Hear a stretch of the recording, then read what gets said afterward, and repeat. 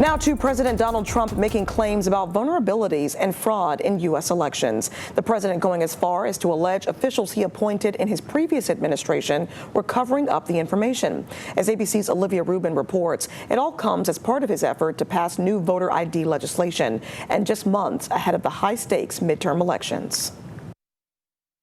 After a primetime address to decry the security of U.S. elections, President Trump declassifying a slew of documents he claimed show vulnerabilities in election systems and an alleged plot by China to interfere in the 2020 election. No country could be great without fair and honest elections. But the heavily redacted documents released by the White House don't actually appear to back up those claims, many of which Trump has baselessly been pushing since he lost the 2020 election by 7 million votes. In one instance, Trump claiming his administration found more than 250,000 non-citizens on the voter rolls.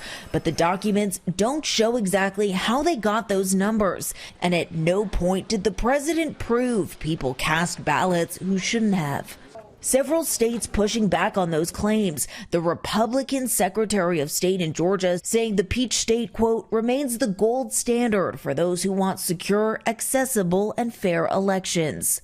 In his speech, the president providing no evidence that the outcome or a single vote was altered in any way. His own attorney general in 2020 saying as much at the time. Trump also claiming China accessed millions of U.S. voter files and that intelligence officials kept the information from him.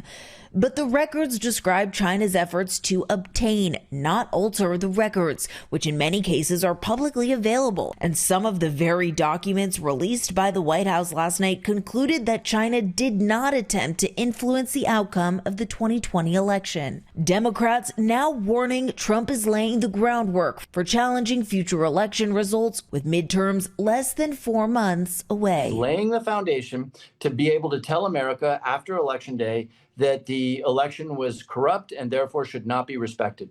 And this all comes as part of President Trump's efforts to push through his new sweeping voter ID law, which has been stalled in the Senate as Republicans there say they just don't have the votes to get it through. Olivia Rubin, ABC News, New York.